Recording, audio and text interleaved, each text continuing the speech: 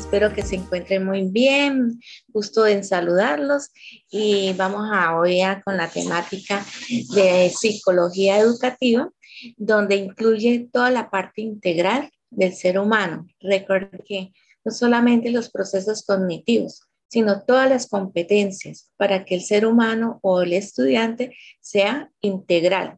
Recuerde que hay que reforzarles todas las competencias. La competencia básica, la del ser, ¿no?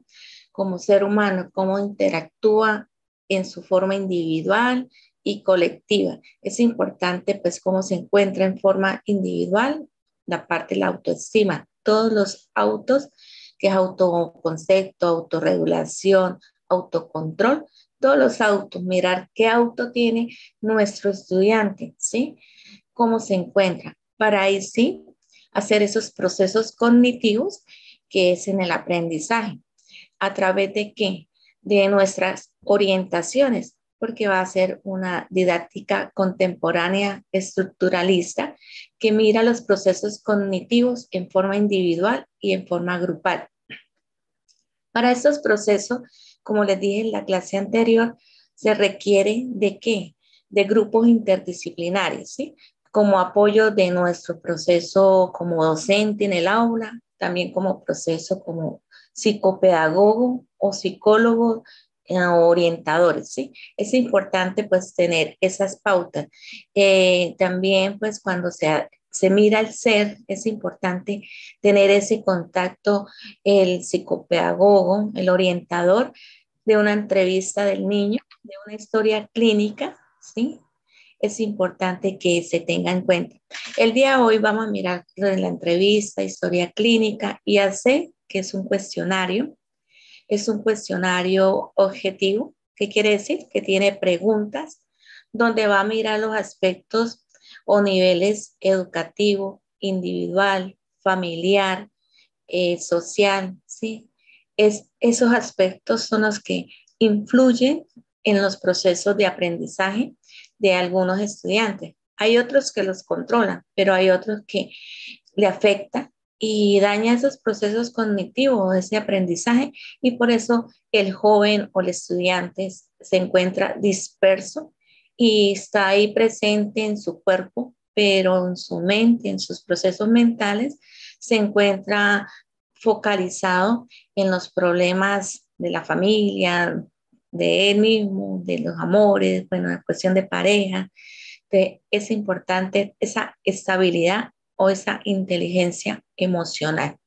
En la escala de Hamilton, vamos a mirarla, que es una escala o un cuestionario de Hamilton sobre la ansiedad, ¿sí? A veces por procesos de ansiedad, el niño hace ese bloqueo en su memoria de a corto, mediano, largo plazo y que pues va a influir en la memoria de trabajo, que es la que va a utilizar, ¿sí? En ese momento, en el parcial. Entonces, a través de esos procesos de ansiedad, el niño tiende a un bloqueo en sus procesos cognitivos y puede ser que el niño estudió y todo hizo bien, fue disciplinado en su parte académica, en su estudio, en sus actividades escolares, pero en ese momento influye mucho la parte de los rasgos de ansiedad, ¿sí? Puede ser leves, moderados o severos. Y esta escala de Hamilton, la escala de Hamilton, mide los procesos de ansiedad en la persona. Y los tres puntos, mirar cómo se encuentra el estudiante o la persona en su estado motivacional, si está alegre, triste, estable, ¿sí? Entonces, va a mirar en esos tres puntos, es doblar unas hojas y después orientar a la persona que coloque unos puntos donde más le guste o tenga esa satisfacción de colocar ese punto en la hoja y ahí vamos a mirar y orientarlos en su estado motivacional, cómo se encuentra esa persona en ese momento. Bueno, en la entrevista es importante que, el entrevistador, el orientador o el psicopedagogo tenga empatía con los estudiantes, con el individuo, ¿sí? Vamos a hablar como individuo. Tiene que tener esa empatía donde pues va a tener aquel acercamiento con la persona. Y si uno tiene esa empatía en poder establecer ese diálogo, esa conversación, pues en el estudiante, en la persona va a fluir todos sus procesos mentales, ¿sí? Todo su estado emocional. Entonces, es importante a través de ese intercambio verbal ayudar y reunir aquellos datos de su vida que son de carácter privado, que a veces pues no se tienen en cuenta, pero a veces afectan en los procesos de aprendizaje. Es importante que el joven tenga como una historia clínica en la escuela, en el colegio, en la parte de la orientación, ¿sí? Donde el psicólogo orientador o el psicopedagogo va a dar esas pautas y va a dar ese historial, pero en forma interna entre él y él educando, ¿sí? O el estudiante. Eso va a tener un consentimiento informado donde pues eso va a estar en archivo, pero va a ser utilizado en ayuda hacia ese estudiante, pero no va a ser publicado, ¿no? Porque eso es privado, es importante. Hay tres grandes artes. En nosotros, los maestros, tenemos que tener esos tres grandes artes. Uno de ellos es la observación, aquí la tenemos, ¿sí? Que este muñequito con la lupa. Es importante la observación en todo maestro, por eso es la palabra maestro, porque nosotros vamos a analizar a cada uno de nuestros estudiantes, importantes profes, que a veces uno dice, ay, a veces uno aplica la métodos de la educación tradicional, llenándolos de contenido y no observamos cómo se encuentra el ser de ese estudiante, cómo si está estable o inestable. Es importante ese proceso de observación, no solamente si está triste o alegre, también cómo se encuentra mi estudiante en sus procesos cognitivos. El estudiante puede ser un pila, ¿sí? Un piloso excelente, pero en su proceso cognitivo, pero a veces no tiene esa interacción auditiva, ¿sí? El proceso auditivo como que es muy escaso, o los ojitos, le hacen falta aquellas herramientas que son los lentes para poder enfocar o ver bien. A veces escribe mal y se aprende lo que escribió, ¿sí? Se tiene en cuenta también los procesos biológicos, cómo está todos los sentidos de nuestros estudiantes. Es importante. Ahí sí tenemos que mirar cuando el estudiante trata de mirar allá a la pizarra, al tablero y cierra los ojitos o arruga o hace gestos, ¿sí? Hay que mirar los gestos corporales cuando el niño, el joven, arruga la carita, los ojos y no tiene lentes. Entonces, ahí es donde podemos enlazarlo y hacer ese apoyo de enviarlo al psicopedagogo y el que se comunique con la persona encargada, ¿sí? Porque si es un grupo interdisciplinario, el fonoaudiólogo, el optómetra, y se le da esas pautas, ¿sí? Se le dice, mire, usted como que requiere lentes para que usted tenga un buen proceso de aprendizaje, ¿sí? Y que comprenda un poquito aquellas reglas, sobre todo en matemáticas, cuando se dan aquellas bases o problemas o reglas matemáticas, pues se escribe uno en la pizarra o en el tablero y el niño tiene que copiar esas reglas, ¿sí? Después se juega con la parte creativa, lógica, matemática, ¿sí? Pero siempre tiene que tener una memoria, que es una memoria de trabajo, ¿sí? Que vamos a implementarla. Entonces, hay que tener ese proceso de observación como profesores, como maestros. Vamos a ser unos grandes maestros, así como la palabra. Entonces, tenemos que apoyarnos a los grupos interdisciplinarios. mirando y observando cómo se encuentran los sentidos de mi estudiante, de cada uno de mis estudiantes. No interesa que sean 40, 50, ¿sí? En un aula de clase, porque a veces los hay. Tenemos muchos estudiantes en un solo proceso, en un solo curso.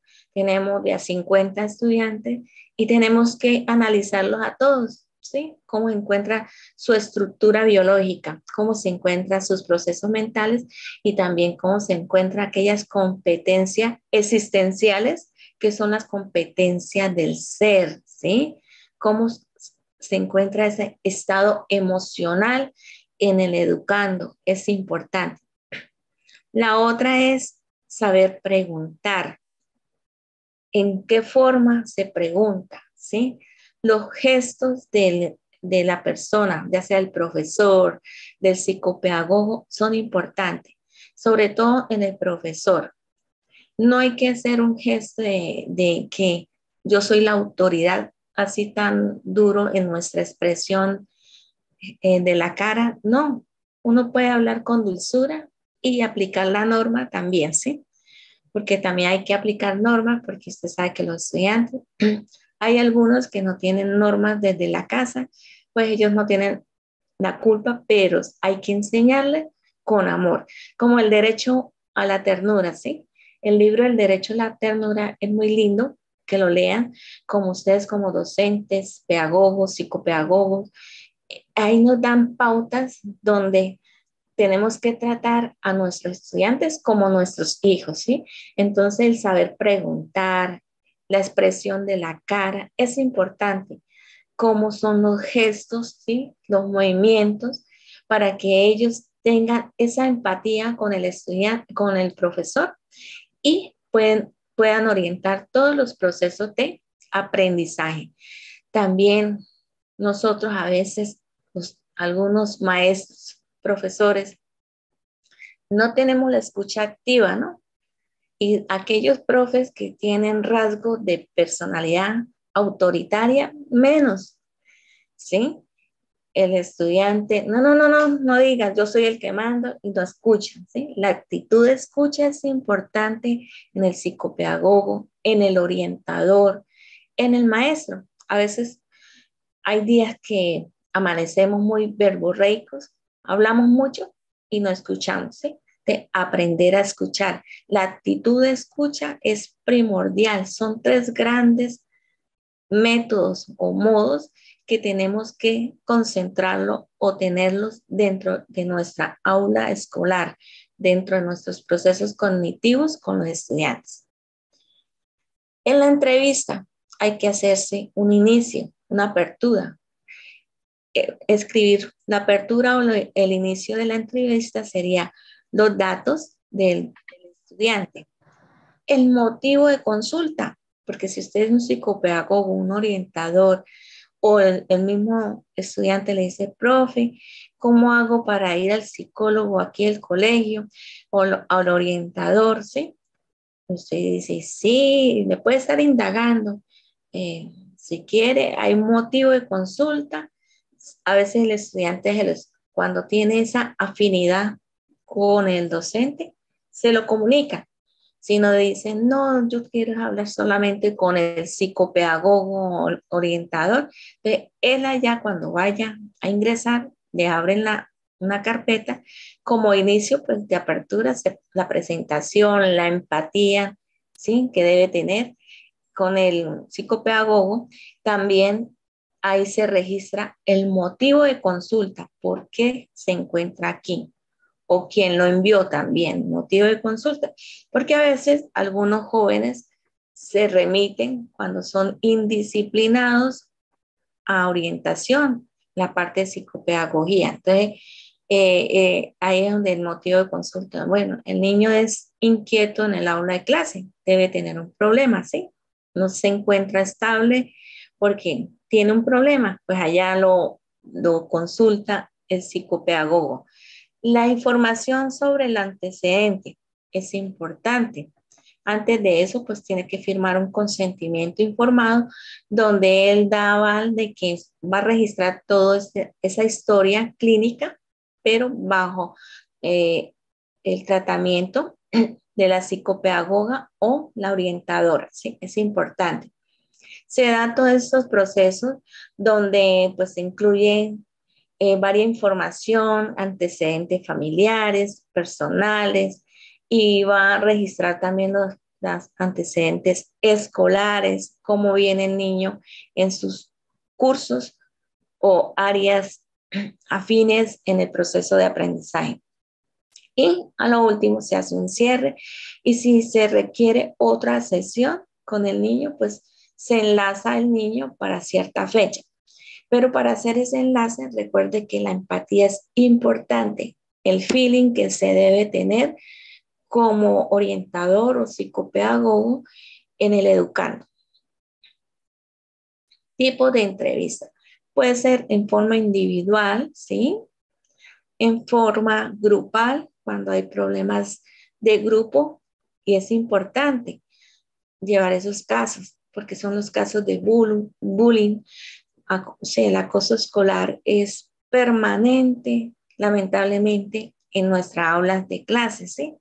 Las burlas, ¿sí? El chantaje, todo eso se da en nuestras aulas de clase y no nos damos cuenta, ¿sí? Es importante sacarle un espacio en nuestro curso de matemática, en nuestro curso de lengua castellana, que son los más importantes y básicos, pero hay que reforzar la competencia del ser, ¿sí? Sacarle un espacio y si en mi colegio tenemos ese psicoorientador, ese orientador, es importante darle ese espacio para que mejore el clima escolar, cómo interactúan los pares, el par educativo, cómo esa empatía, cómo ese clima escolar es importante, porque si no hay un buen clima escolar, no hay un clima armonioso, pues los procesos de aprendizaje no van a ser tan exitosos y van a tener mucho problema o algunos se nos van a quedar. En la historia clínica, como les dije, reúne los datos, ¿sí? Reúne el problema actual, que es el motivo de consulta, los síntomas, desde el tiempo del problema, la solución del problema es importante, ¿sí? Hay que mirar todos esos pasos.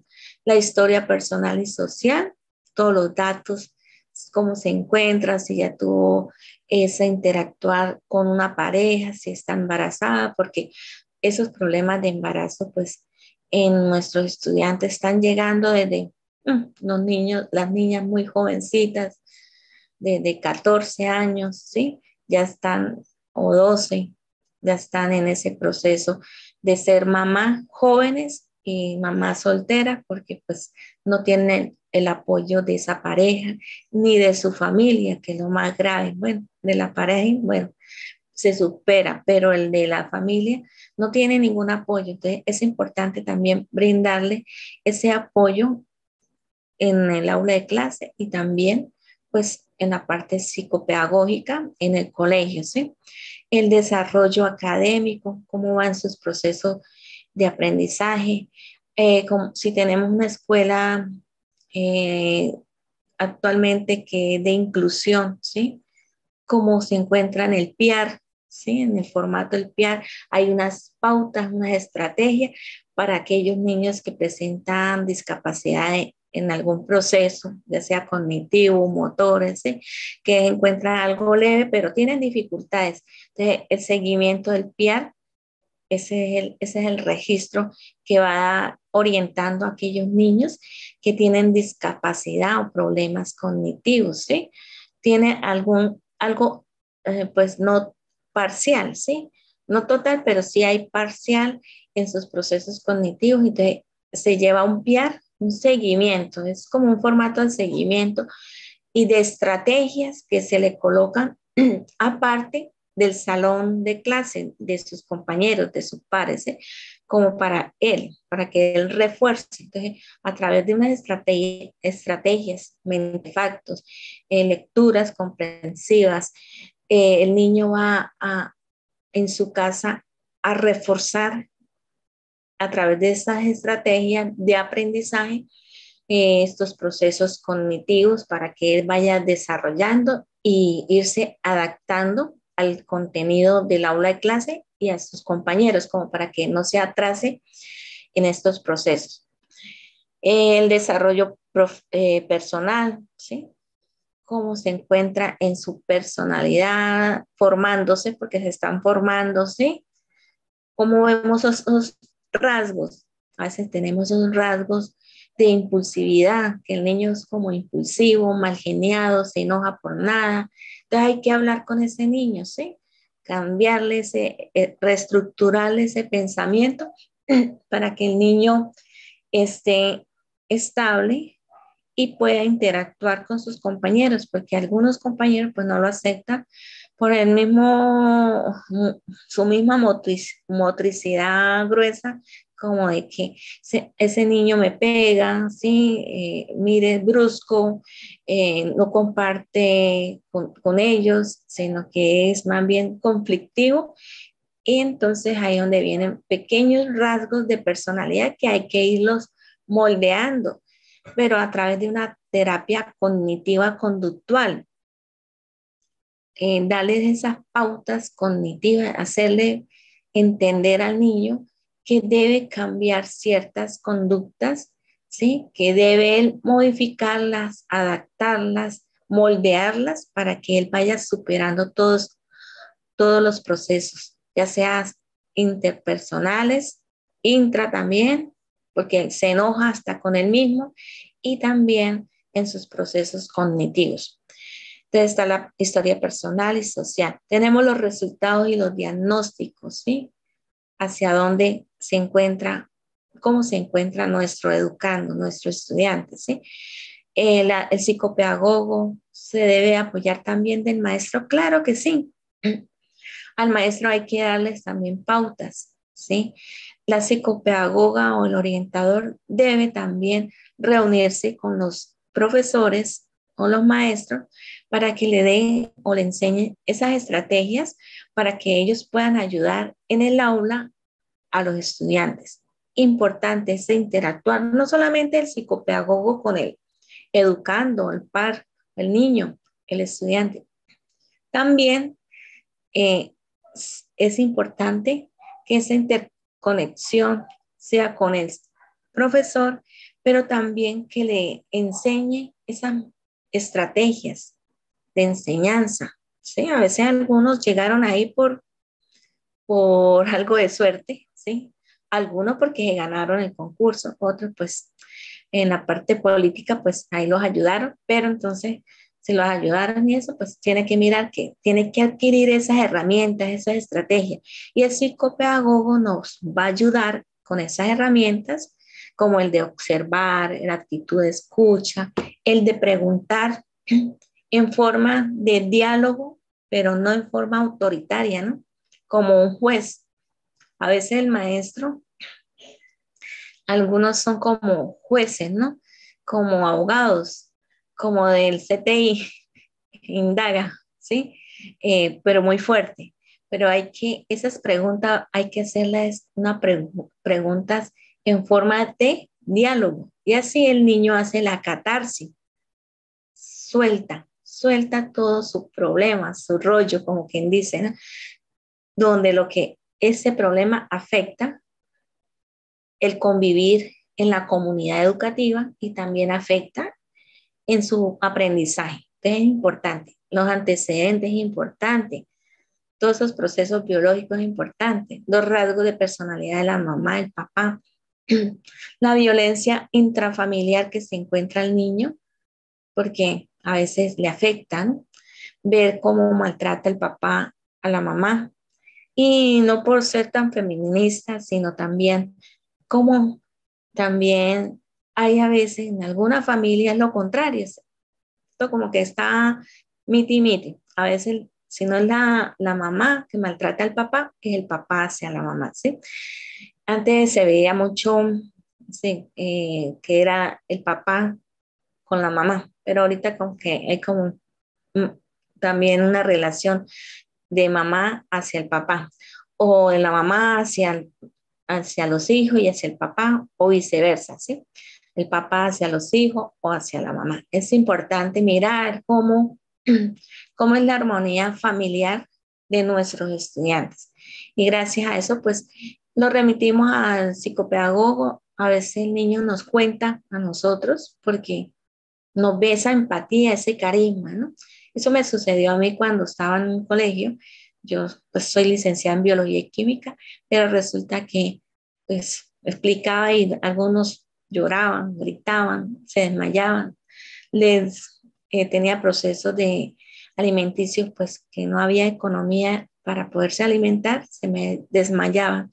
Entonces me di a la tarea de estudiar psicología. ¿Por qué? Porque el ser humano, el estudiante, es un ser integral. ¿Qué podía yo enseñarles con todas las estrategias de aprendizaje, una química, siendo que el otro estaba pensando en su problema? El otro, tengo hambre, ¿sí? Ya le dolía el estómago.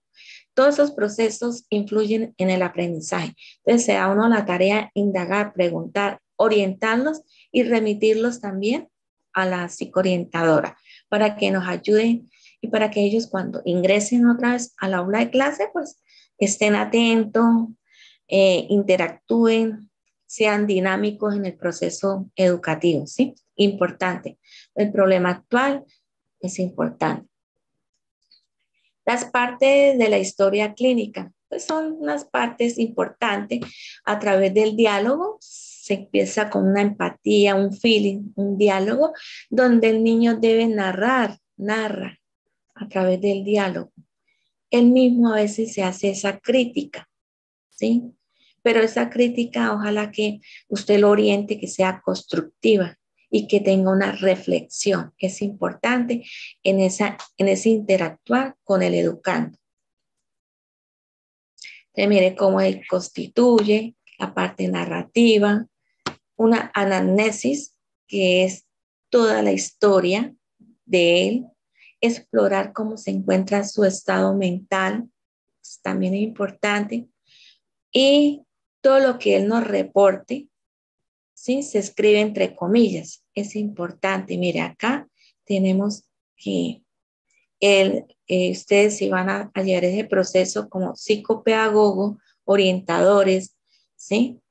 Lo escribe entre comillas, o cuando ustedes como docente van a remitirlo a donde el psicopedagogo te escribe así, entre comillas, lo que dijo Juanito, porque ya el orientador o el psicopedagogo sabe que son las palabras del joven, del niño. La crítica debe ser reflexiva, ¿no? Constructiva. El niño razona sobre su contenido anterior, posterior y actual. Es un interactuar. Mire cómo es la empatía entre la maestra y el niño. Es importante. Y más cuando ustedes trabajen con niños, pues, pequeñitos. Ellos a veces, pues, no tienen la figura materna, está ausente. Puede ser que, pues, lamentablemente está muerta la mamá o está presente, pero es cero a la izquierda para el niño porque es una mamá autoritaria que maltrata, o viceversa, un papá también autoritario, o hay ausencia de papá que nunca lo vio y nunca le dio ni siquiera el apellido.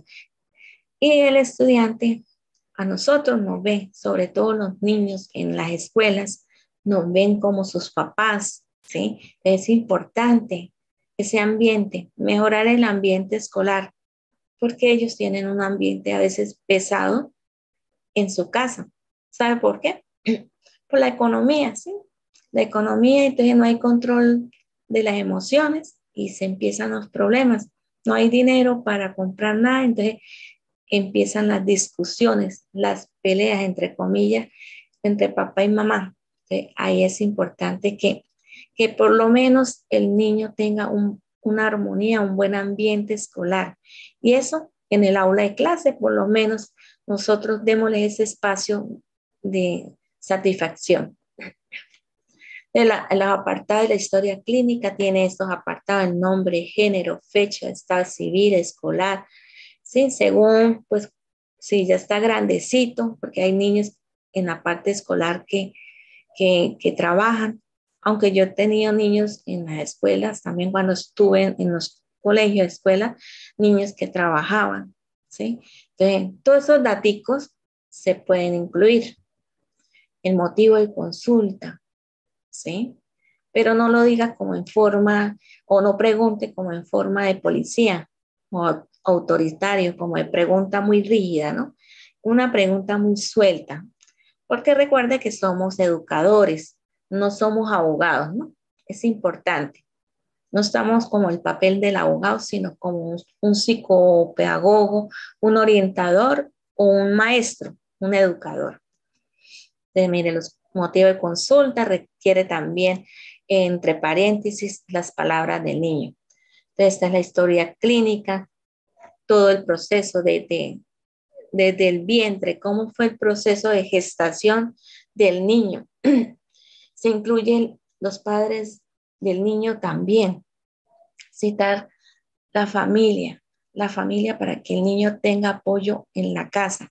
Es importante desde su nacimiento, cómo fue, cómo se trajo al mundo, ¿sí? Si fue con dificultades, su proceso de gestación en la madre, cómo fue, el maltrato que recibió la mamá por parte del papá o bueno, o de los padres de la mamá, porque si es una embarazada, pues soltera, una niña soltera prácticamente, y pues los padres la maltrataron, ¿sí? Todo eso influye en los rasgos de la personalidad. Son rasgos, ¿sí? Que si no se dan esa modificación, esa ayuda, esa orientación, pues lamentablemente son ya formándose un trastorno de personalidad, ¿sí? Como el control de esfínteres, la evolución del lenguaje, dónde va ese proceso del lenguaje, ¿sí? Cómo si comprende, si el área de Wernicke le funciona, si la producción del aula, que es el de Broca, también es cómo se encuentra en sus lóbulos cerebrales, ¿sí? Su proceso cognitivo en la parte de neuronas también importante. Recuerde que hay que trabajar con el de neuropsicología, ¿sí? El docente de neuropsicología o un neurólogo que nos van a dar las pautas cómo se encuentra el niño, ¿sí? A veces caemos en el error de decir que el niño es hiperactivo y colocamos ahí niño hiperactivo, ¿no? Y el niño no tiene daños cerebrales y nosotros lo titulamos, ¿no? O lo estigmatizamos. Ay, que Juanito es hiperactivo. No, no hay que decir esa palabra porque no somos médicos neurocirujanos para dar ese diagnóstico o no somos médicos psiquiatras, ¿sí? Importante no caer en ese error, ¿ok? A veces yo he escuchado de mis compañeros, yo les digo, no, porque ni siquiera yo lo puedo diagnosticar así porque es el neurólogo, ¿sí? Importante. De todos estos procesos, cómo se desenvuelve en la parte escolar, en la parte social, es importante, cómo es su adolescencia, ¿no? Si tenemos adultos, pues su adultez, cómo interactúa en su historia ya de pareja, psicosexual, si ya algunos a veces ya tienen pues pareja o está en unión libre o están casados, cómo son esas relaciones entre parejas, si hay violencia intrafamiliar, si tienen hijos, porque si estamos con secundaria y nos encontramos en la nocturna, pues ellos ya tienen pues formado, algunos ya tienen formado su familia, ¿sí? O su pareja.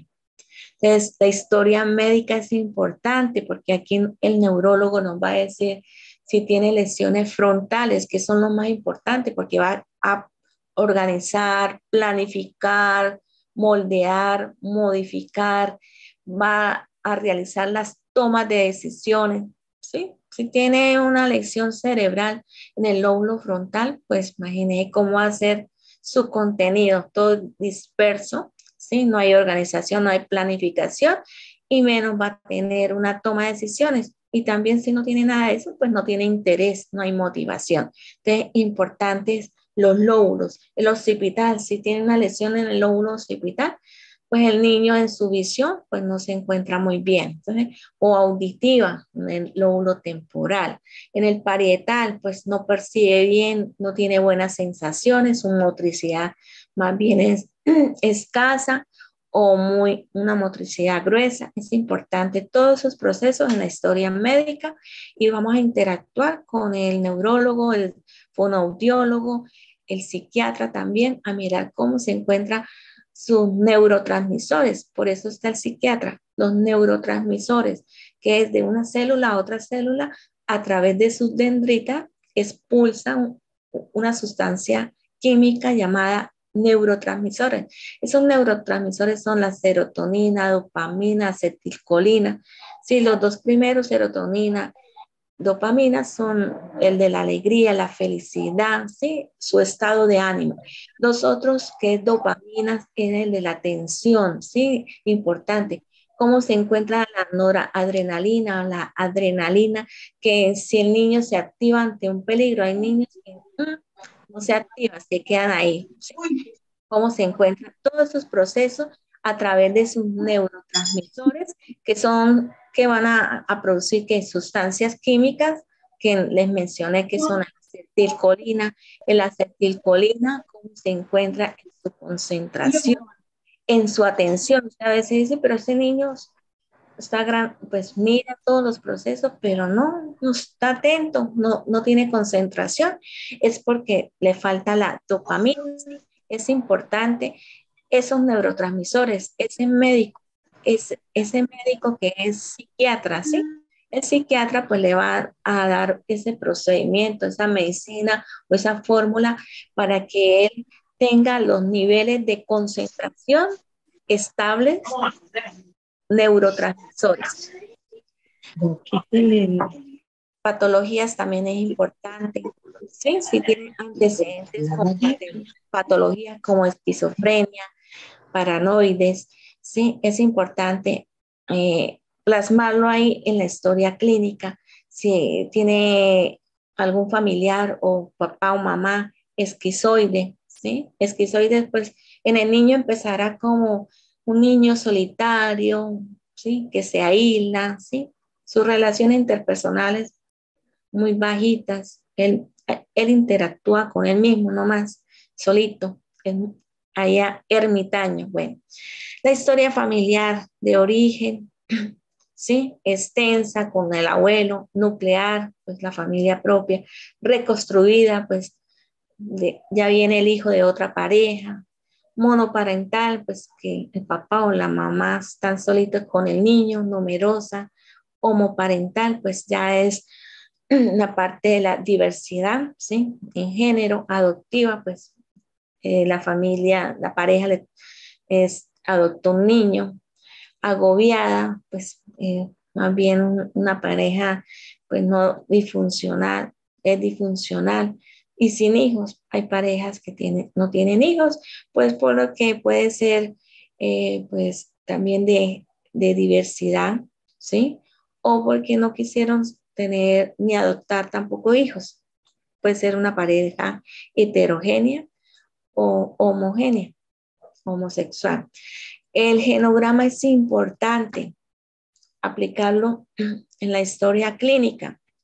Así es la representación. La mujer es un círculo, el hombre un cuadrado. ¿Cómo se encuentran identificados? Cuando hay procesos de muerte, pues esta cruz, ¿sí? La edad también. Cuando hay una relación, pues las rayitas están estables, ¿no? Cuando hay separación, pues se encuentra con un palito acá, ¿sí? Invertido. Cuando hay divorcio, dos palitos invertidos, ¿sí? Cuando hay cuestión de conflicto, pues se encuentra, mire, cómo se encuentra. Altos, bajos, ¿sí? Como con picos, como con montañitas. Si hay aborto, también cómo se encuentra. Es importante todos estos procesos. Bueno, el examen de estado mental. Hay una evaluación, es importante la evaluación, una conducta en estado afectivo, estado cognitivo, pensamiento, estado de ánimo, que es el existencialismo, que es la parte del ser, y actitudes hacia el mismo. Vamos a mirar las pruebas. Las pruebas pueden ser pruebas objetivas y pruebas que proyectivas. Las pruebas objetivas son cuestionarios, preguntas, y las pruebas proyectivas o psicométricas son los dibujos, ¿sí? Aquí vamos a, pues, a ver algunas pruebas objetivas que son cuestionarios y subjetivas que son dibujos. Bueno, en el diagnóstico psicopedagógico tenemos esos objetivos, ¿sí? En estos procesos, pues se trae mucho la teoría humanista de Carl Rogers. Es importante esos proyectos de vida en la persona, ¿sí? Nosotros como orientadores o maestros debemos tener o aplicar esa teoría humanista de Carl Rogers.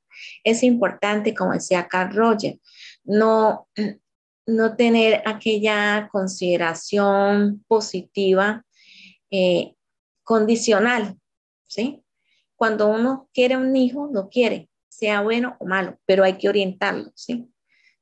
En cuestión de que su comportamiento no está bien, ¿sí? Hay que quererlo, pero tampoco hay que decirle, te quiero si usted hace esto.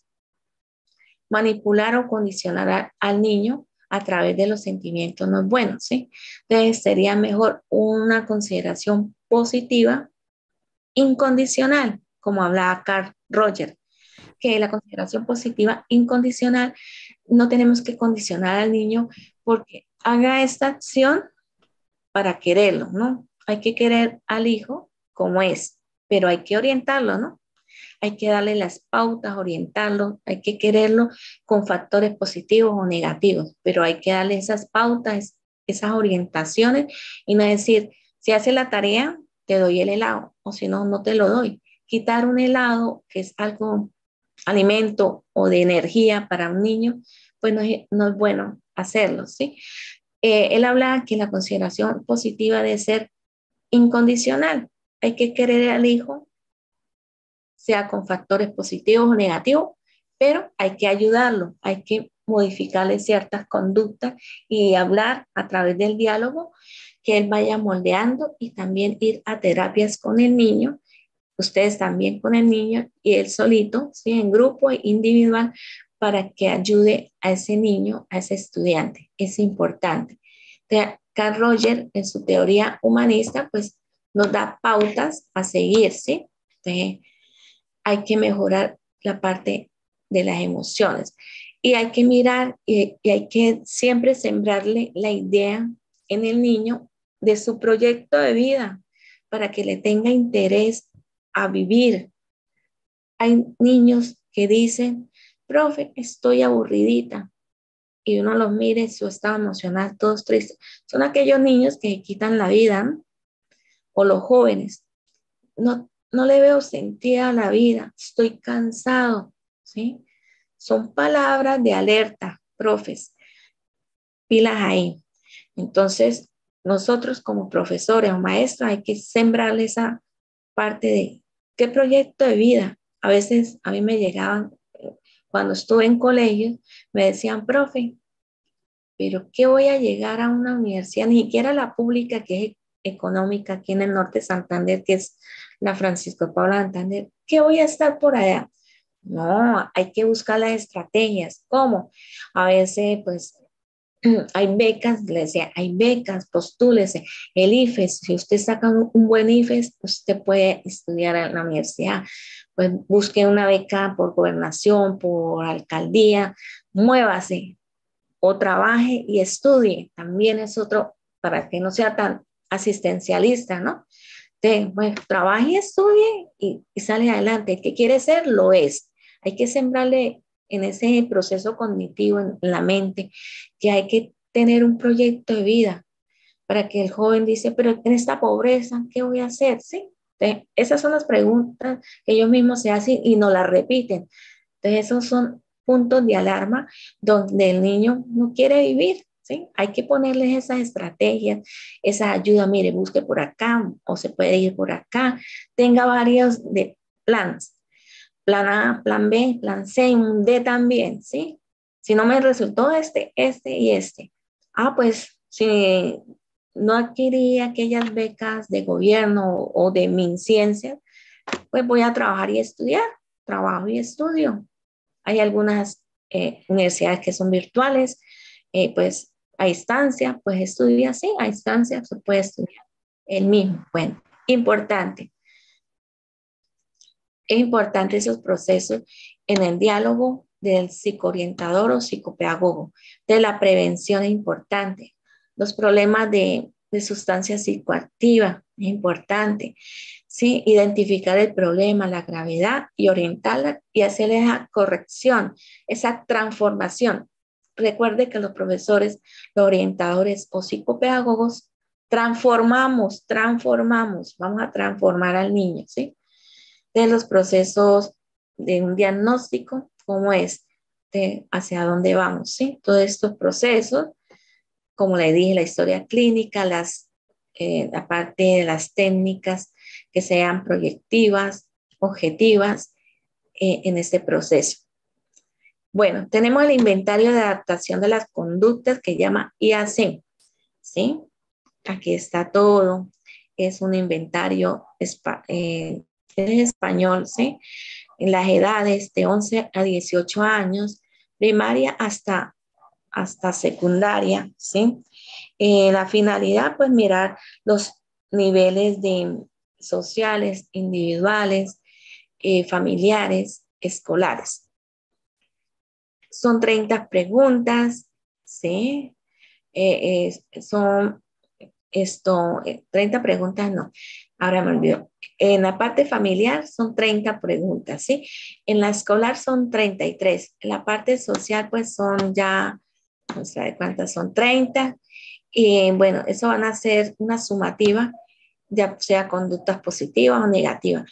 En la personal, pues va a haber lo que es la parte interior, cómo es su inteligencia emocional, su estado emocional, cómo se encuentra. En la adaptación familiar, pues cómo es la interacción con su familia, cómo es el convivir con su familia. Y en la parte escolar, la adaptación escolar es cómo se encuentra el niño en su estado emocional con sus compañeros, si hay rebeldía, enojo, rechazo a un profesor, como que no lo quiere y tiene conflicto con los profesores o con un cierto profesor, es importante. Y la adaptación social, cómo es el niño allá en el barrio, en el conjunto, ¿sí? Donde vive, cómo convive el niño. El niño puede ser uno A en la escuela, pero ahí en la parte social, con los vecinos, no es, es como que llamando la atención, ¿no? Es inquieto y molesta a los vecinos. Tira algo, tira piedras, bueno, sí. O yo tenía un vecinito que sacaba los huevos y los tiraba al frente de todas las casas. Y, bueno, era llamando la atención al niño y jugando también. Pero bueno, es importante mirar cómo se encuentra este niño en su mundo social, si las actitudes, cómo es, si es inseguro, si tiene mucha reflexión o si tiene actitudes críticas o conductas negativas. Esta es la plantilla. Tenemos las preguntas y esto lo pueden sacar como acetato y esta es la plantilla que se va a hacer la parte de corrección. ¿Sí? Bueno, aquí si tenemos la valoración de ese instrumento, entonces mire cómo podemos dar estas dimensiones, personal, familiar, escolar y social, ¿sí? Si en la sumatoria, en el personal da 24 a 30 puntos, está alto, 16, 23, bajo, y bajo 0 a 15. Así igualmente, familia, mira lo alto, lo medio y lo bajo. Educativo, también lo social, alto, medio, bajo. Y general en la sumatoria de todo esto, se suma, ¿cuánto dio? Puede ser de 90 a 123 alto, o medio de 67 a 89 y bajo de 0 a 64, ¿sí? Esa es la puntuación gracias a la plantilla anterior, a esta, ¿sí? Tenemos las preguntas, pues así. Bueno, cada una de ellas Si tenemos nivel alto en lo personal, se puede ir escribiendo esta parte, esa descripción familiar, educativa, social y general. En medio igualmente y en alto también. Sí, mire, esta es la plantilla en acetato, la pueden sacar y ponerla en las preguntas. Ah, lo que veo. Tengo que subirle en ¿qué? En PDF las preguntas, ¿sí? Y todo eso en PDF por la página para que ustedes lo puedan descargar. Porque no, se me olvidó colocarle las preguntas. Bueno, en la escala de Hamilton, escala de ansiedad, tenemos que esta escala mide la parte psíquica y somática. Psíquica es nuestro estado mental, ¿sí? Los procesos cognitivos. Y somática es en nuestro cuerpo, ¿sí? Que somatizamos en nuestro cuerpo. Por ejemplo, si estamos ansiosos o tenemos miedo, ¿sí? Empezamos nuestras manos son temblorosas, ¿sí? Eso es lo somático, que nos somatiza en nuestros órganos. Este es la escala de Hamilton, escala de ansiedad. Estas son las preguntitas donde la persona debe elegir una de estas. Entonces, para la primera pregunta, la elige, cómo se encuentra. Moderado, leve, ¿sí? La tensión también. Todo ese proceso. Hay, hay una sumatoria total, ¿sí? O los podemos sacar la psíquica, que el ítem 1, 2, 3, 4, 5, 6, 14, da el total de tanto. Las somáticas también, y esto da un total de tanto, ¿sí? Se suman estos dos. Pero si usted lo quiere saber, ¿dónde está el problema? Si en su psiquis o en su parte biológica o en su cuerpo, donde somatiza, pues lo coloca acá, ¿sí? Porque es el ítem 7, 8, 9, 10, 11, 12 y 13. Y la sumatoria total para mirar si nos encontramos en una ansiedad nula, leve, mide promedio, moderada, grave o muy grave, va a dar aquí el total. ¿Sí? El DSM-4 también lo tenemos acá. El eje 1, 2, 3, ¿sí? El eje 1 mira los trastornos clínicos. El eje 2 mira rasgos o trastornos de personalidad.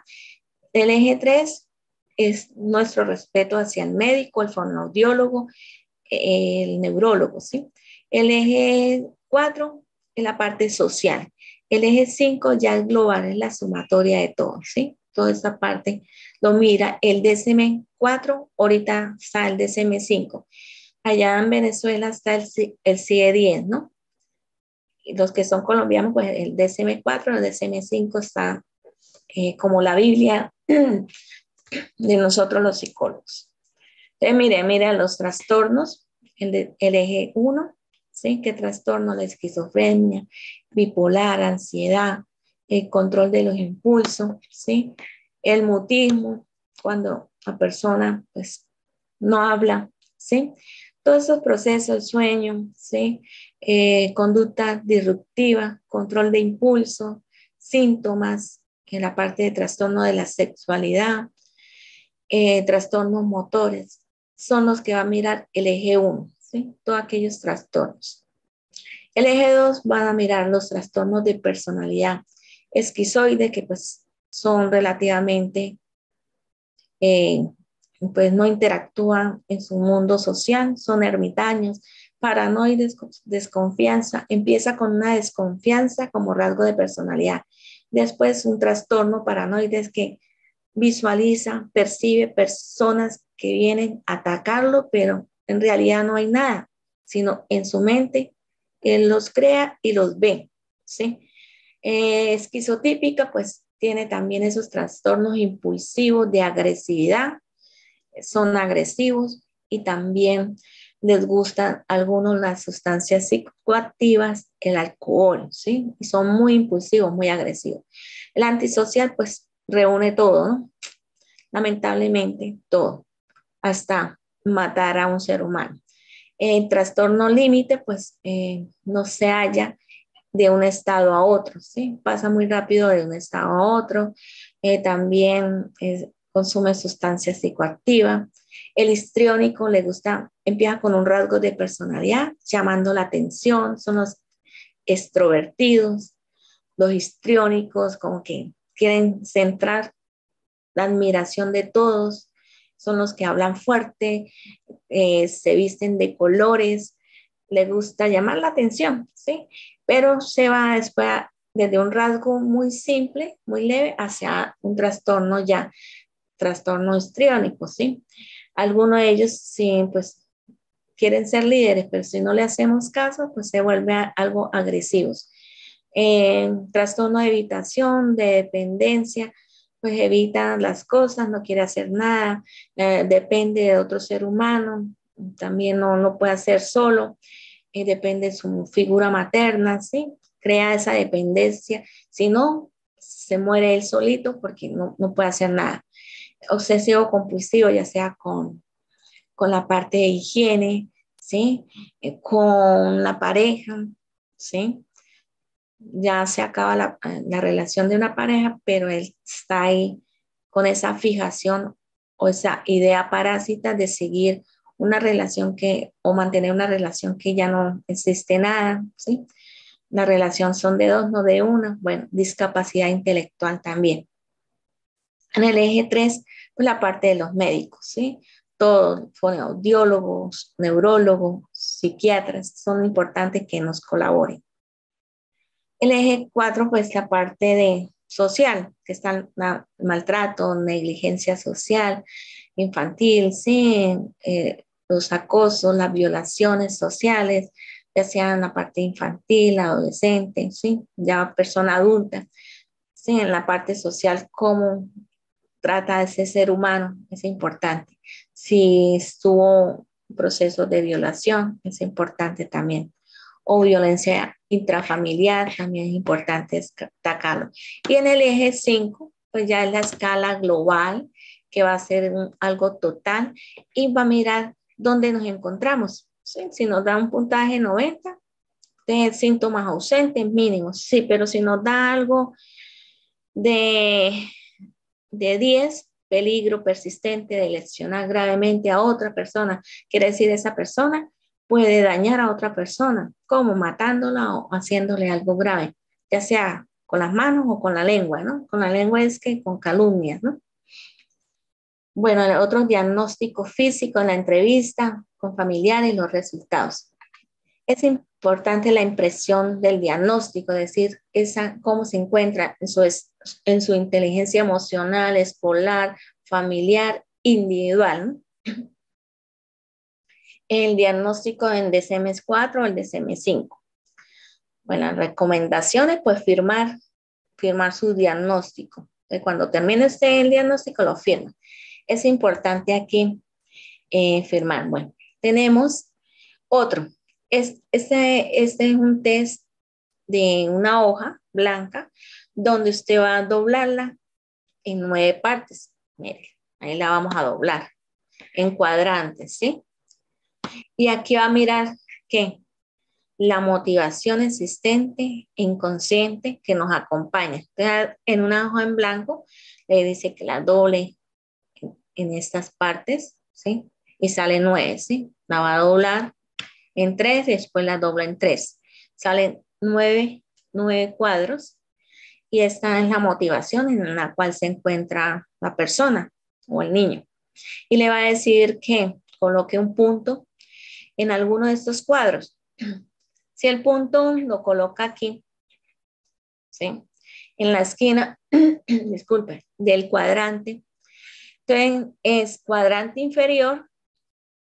En el cuadrante inferior es el mundo del pasado. La persona se centra en solucionar problemas del pasado que no se concluyeron, ya que su proyecto de vida se encuentra en el pasado siendo presente actual. En el punto de arriba, pues el cuadrante superior corresponde al mundo que desea, que es un proceso como desea un proceso de futuro que se va a construir o proyectos existenciales y existen procesos de ansiedad. En estos cuadrantes hacia los lados, dice que intermedios corresponde al mundo presente. La persona es consciente y desarrolla su proyecto existencial, ¿sí? De vida, ubicando normalmente según los intereses existenciales y actitudes conscientes con los compromisos diarios del vivir. Persona vive su aquí, su ahora y su presente. Cuando colocan estos puntos en estos cuadros hacia los lados y hacia nivel central, ¿no? Están hacia los lados, pero en la parte central. Importante. En el punto de los cuadrantes del lado izquierdo, pues, y con la mano derecha, miran a ver qué mano utiliza también. El mundo emotivo y afectividad. Es importante cómo se centra su afectividad existencial, centrando la atención de sus emociones, ocupándose de las relaciones o de alguien en especial, ¿sí? Hay que mirar con qué mano coge o elige el niño o el adolescente para hacer ese punto. Del lado derecho, con la mano derecha, es el mundo racional. Se centra en los proyectos que ocupan su mente. Planificación y cálculo. Son aquellos niños o personas o estudiantes que son muy organizados, ¿no? Tienen planificación. Con la mano izquierda, para que las personas se cambien la dinámica, el cuadrante del extremo derecho es el mundo emocional, ¿sí? Ese es el mundo emocional. Y el del cuadrante del lado izquierdo es el mundo de la planificación y del cálculo, ¿sí? Este es el mundo emocional, el lado derecho hacia este lado, y este es el mundo racional o del cálculo. Sí, lo mismo aquí en la parte del punto del cuadrante del centro que corresponde al mundo, ¿sí? Si lo dibujo aquí en el punto, en el centro, en el cuadro centro, es el mundo real y concreto, el yo existencial, aquí en el ahora. Y los tres puntos, ¿sí? Pasado, ¿sí? Aquí es el pasado, presente y el futuro. La batería de la familia se le da, demuestra estas imágenes de la familia, ¿sí?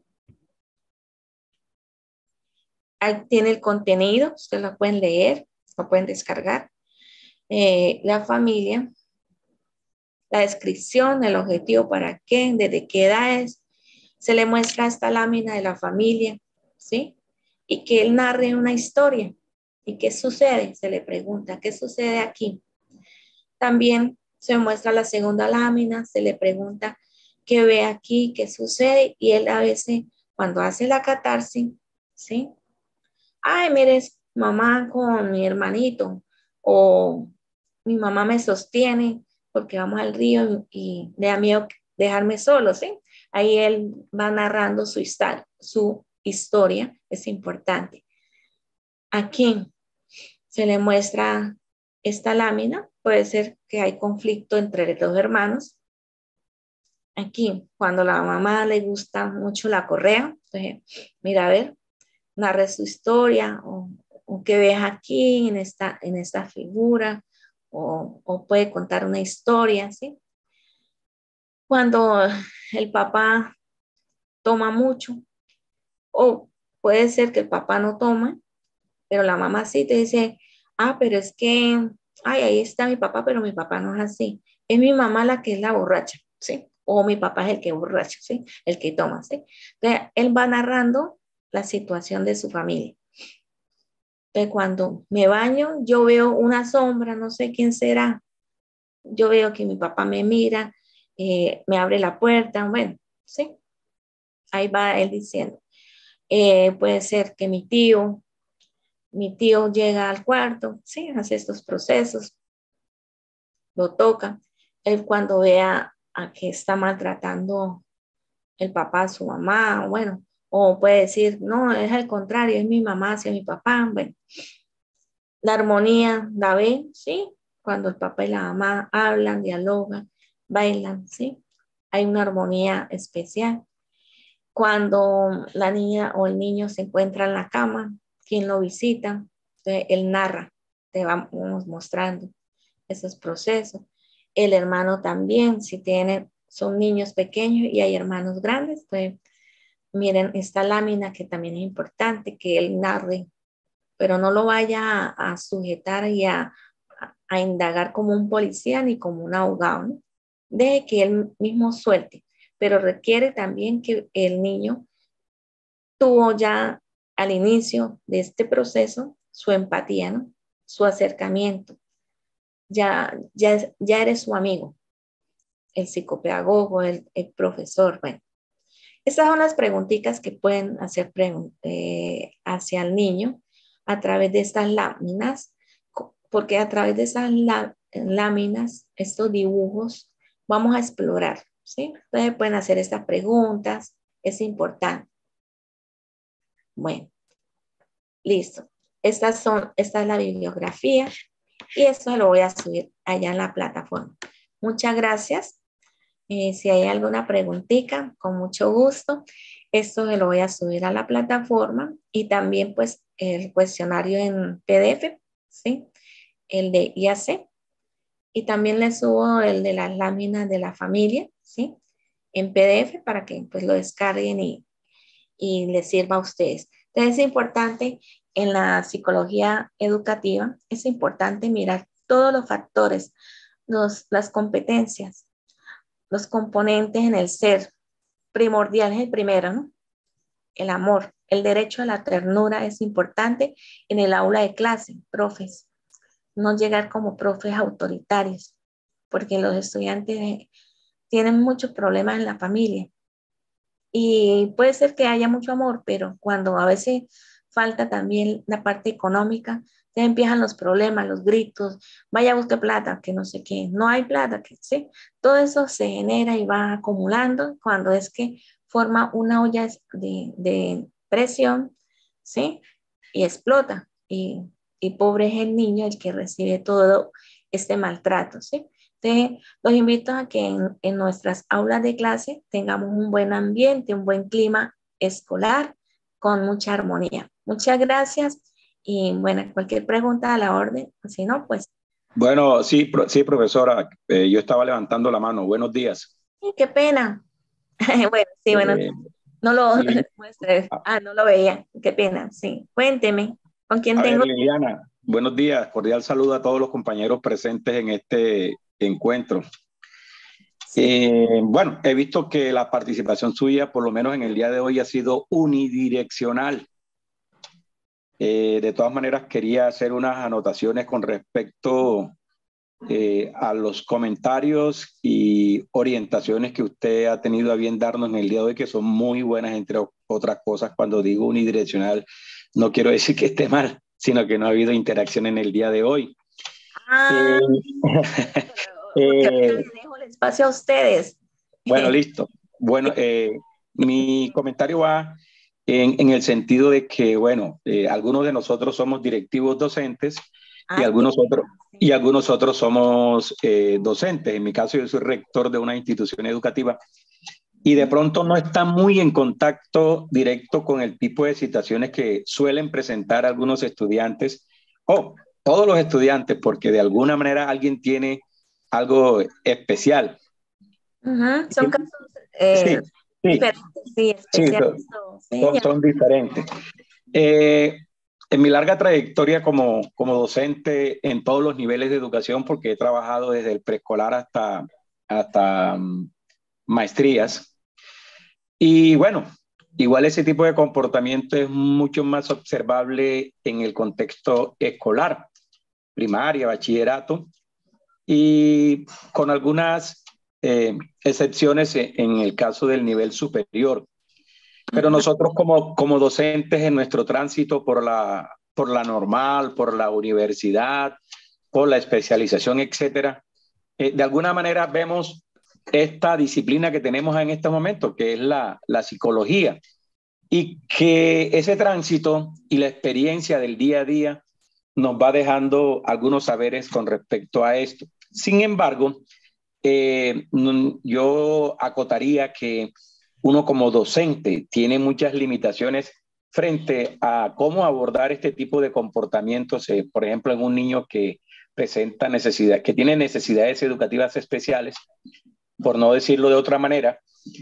Y nosotros como docentes podemos hacer algunas cosas, mas no diagnosticar e intervenir porque no está dentro de nuestras competencias hacer Sí.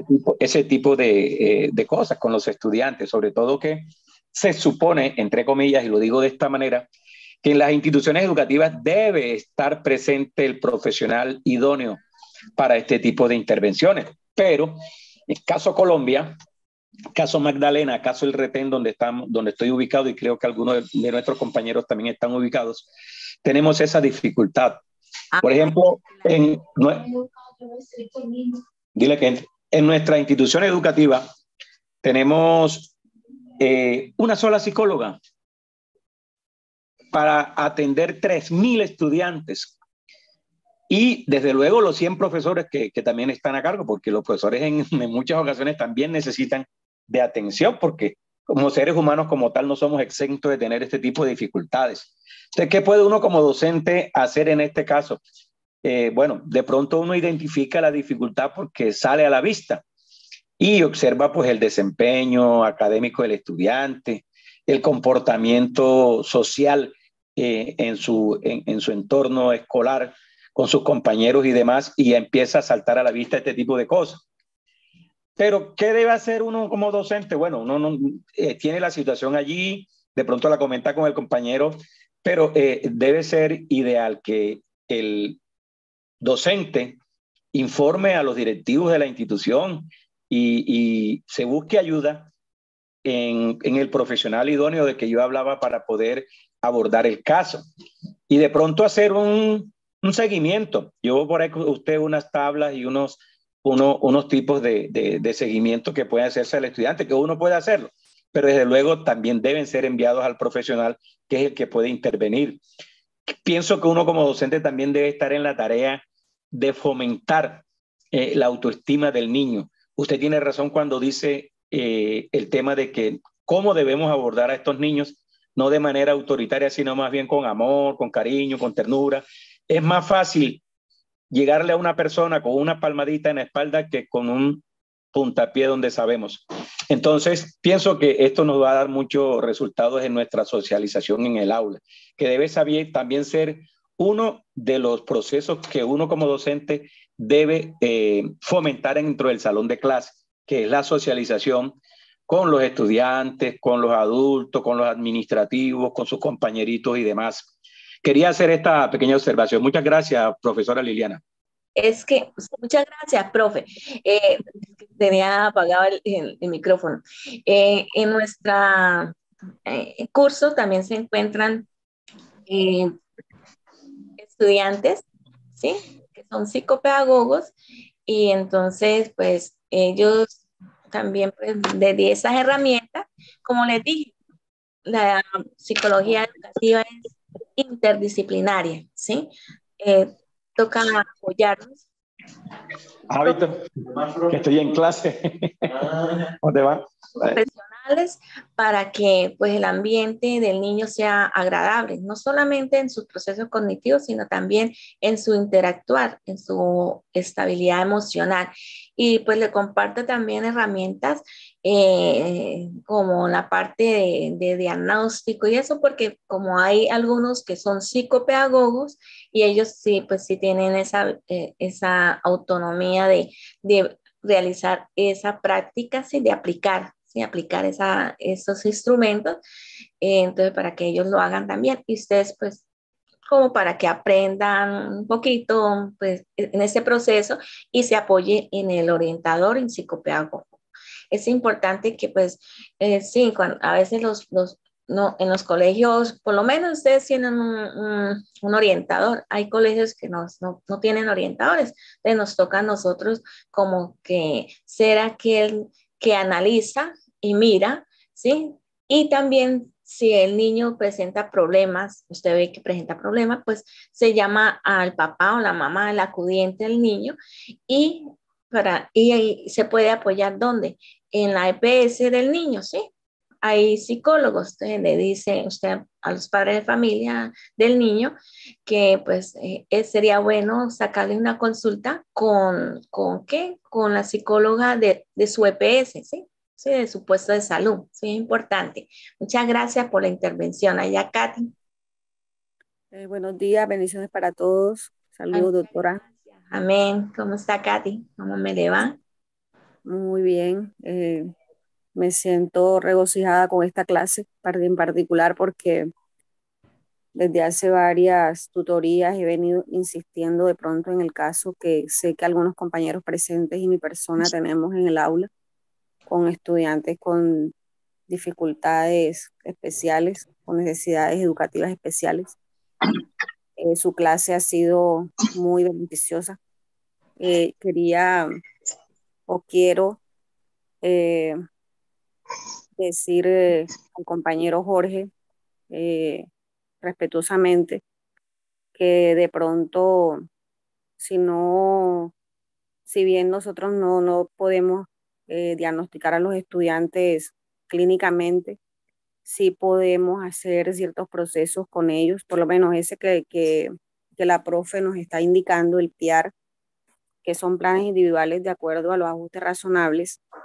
Eh, Esa es una herramienta que el mismo Ministerio de Educación nos propone a los docentes para que mejoremos un poquito el trabajo con los niños. ¿En qué medida de pronto lo podríamos utilizar? Pues mientras usted estaba dando la clase, yo estaba indagando acerca de eso y veo que es como una rúbrica o algo así, donde uno puede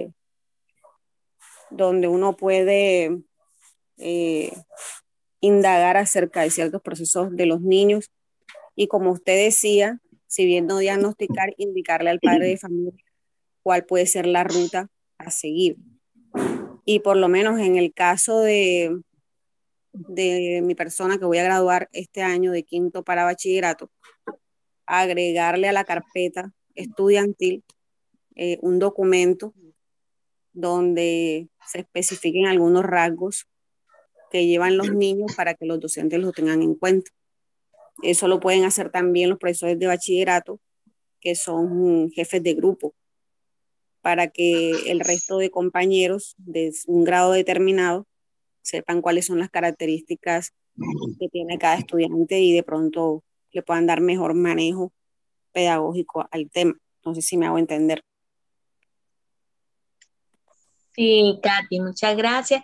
Y pues esto, yo les voy a subir un formatico de PR para que pues tengan un poquito de idea para algunos colegios que pues no tengan la inclusión, entonces para que lo utilicen, ¿sí? Es importante. Allá, Omar.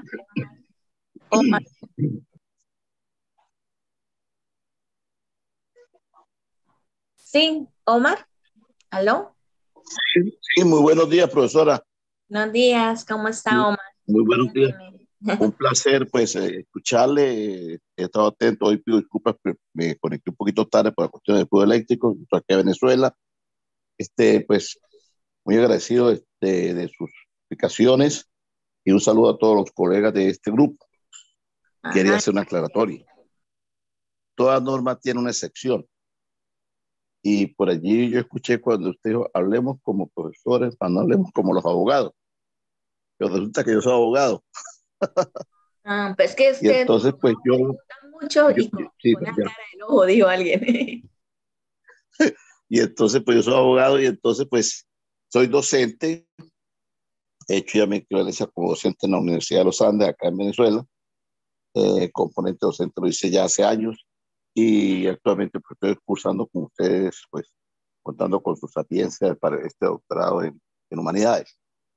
Y pues en realidad también los que damos clase en la parte jurídica, pues bien aplicamos también la parte de la psicopedagogía y la lógica, porque muchas veces tenemos casos que nos llevan a un comportamiento de conducta de la persona que tenemos en este momento, que tenemos que defender, y tenemos que hacer de repente un análisis desde la niñez, cuál ha sido su evolución, cuál ha sido su trato, cuál ha sido su comportamiento, cuáles han sido sus valores que le han permitido ir evolucionando y desarrollando hasta llevar una vida adulta y muchas veces involucrado en un hecho punible, y que son medios probatorios que pueden servir para determinados momentos determinar la inocencia de la persona.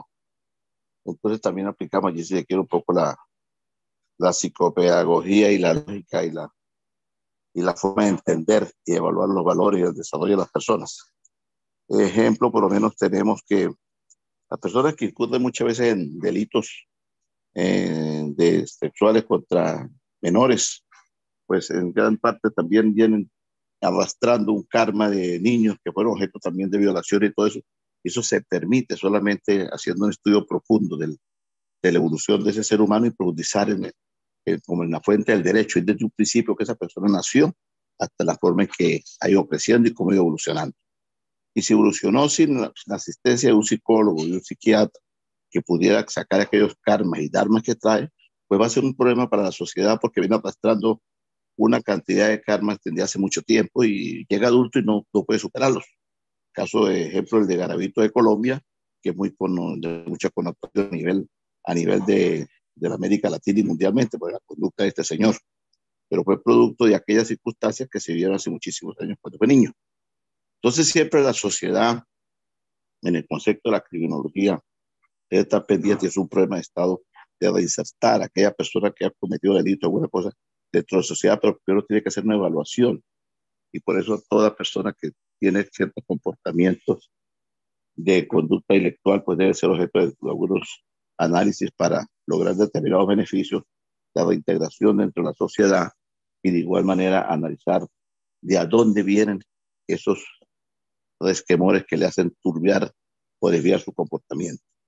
También pasa con las mujeres maltratadas, que tanto ser maltratadas se pueden evitar, pero muchas veces el Estado tampoco evita ni toma carta de esos vejámenes que son los sectores femeninas, y entonces cuando tienen posteriormente estallan en una ira y cometen determinados tipos de delitos, lesiones graves, homicidios en contra de su pareja o en contra de ellas mismas, porque el Estado también no presta la atención adecuada.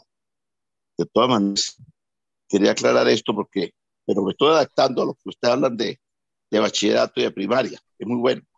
Yo por lo menos pues soy un estudiante de primaria de Cúcuta, del Colegio San Juan de la Cruz, y Carmelita de Pamplona, y de bachillerato de Bogotá. Entonces pues tengo bastante relación con la educación colombiana. De todas maneras, muchísimas gracias por escucharme, saludos a todos ustedes, y créanme que me estoy adaptando al grupo de docentes que son ustedes y que tienen una gran capacidad pues de discernir diferentes temas, y uno escuchando aprendiendo. Bueno, y a usted, profesora, muy Profe, agradecido, muy agradecido. muchas gracias. profe, buen día. Ya le quedan 5 minutos, profe. Bueno, muchas gracias, Omar y Katy, bueno, los que intervinieron y participaron, interactuaron. Gracias, y estas láminas van a estar disponibles allá en la plataforma. Buen día, hasta luego.